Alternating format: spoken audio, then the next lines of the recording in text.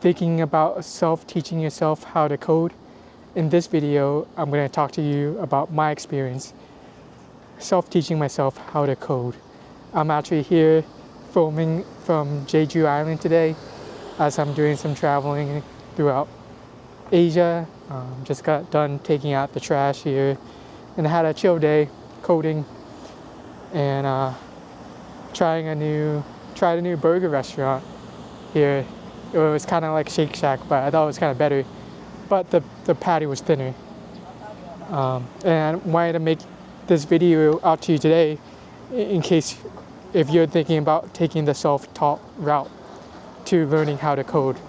Because even though I did a coding boot camp before I got my first job, and then later on I got a computer science degree, again, a second degree in computer science after I was working. Before I got any results, I tried teaching myself how to code during the pandemic. And this involved doing YouTube tutorials. I would go on YouTube tutorials and try to follow along. And then I also heard about like free code camp, which I follow along as well, and the Odin project as well. And I wanted to teach myself how to do it without paying for a boot camp, without paying for another degree, because these things aren't cheap. They're a hefty investment that you have to do. And I thought, would it be cool if I could do this without having to pay a large sum of money to become a developer? I don't need any of that other support because I'm already a motivated person. I'm already a smart person. I can figure this out. It was during lockdown, so I had nothing else to do. So I thought I'll just pursue this with everything I got. So when I first did the self-taught route, a lot of problems quickly occurred. It was a lot harder than I thought. Things weren't clicking. Things didn't make sense. I would follow YouTube tutorials and I would just code along, not really understanding things. Got kind of bored about things, and then they'll try to create this project for you to do, and then I'll follow along, but it's just the way that most of these YouTubers teach code is like, when they do a project, they'll be like, you want to add padding here, this needs to be a flex, you want to use this kind of function for that. They never really explain why you do things, and you just follow along without that sense of reasoning and understanding. So things didn't really click when I followed along. And then whenever I did do projects, at times, somewhere along the way, the project wouldn't work as what they demoed, as what they did. And I'll try to troubleshoot, like, where did I go wrong following this tutorial? To eventually, maybe sometimes I had a typo that I didn't really see, and then these video tutorials are like 5 hours, 10 hours long, so it's hard to pinpoint the exact spot that you might have made a mistake in.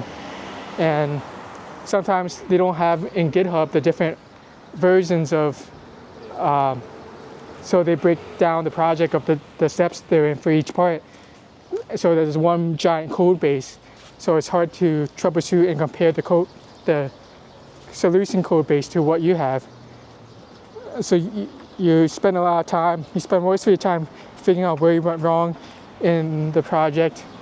A lot of times the technologies, it's like a different version, and then different version of it, and you don't understand the fundamentals. So when there's a different version of things, you can't do it. Things don't work as the same as the tutorial, so you're kind of lost. If it wasn't like a project base, if it was just like fundamentals, it got kind of boring. They would talk about, this is how you add, this is how you minus in JavaScript, this is what a function is. And then I learned it from different instructors teaching the same stuff, but applying it was just a huge disconnect, applying what you learn to be able to create your own projects. So it's tough doing this. When I would do free code camp, it felt like just an instructor manual, and it's kind of like an overwhelming amount of information for like small steps you do, for adding padding in CSS, for example. And it just felt a lot that you never really appreciate what's going on with Free Code Camp, so it's hard to actually finish all the way through. The Odin project gives you projects to do, but it just kind of felt overwhelming just to go from coding on your own, like following the tutorials, to create your own project. There's just a gap in that skill set, and it was just so overwhelming that I never did it. The task was just too far out of my reach that I never did it. So I had a lot of struggles of teaching myself. So eventually I decided, oh man, this is getting me nowhere. Let me just bite the bullet, make the investment, and pay for a coding bootcamp, which is what I did, and that helped me get the support and let me ask questions to the instructor, and then eventually was able to get a job. But if you know my story, it was a long ways from even finishing that bootcamp to getting the job as well.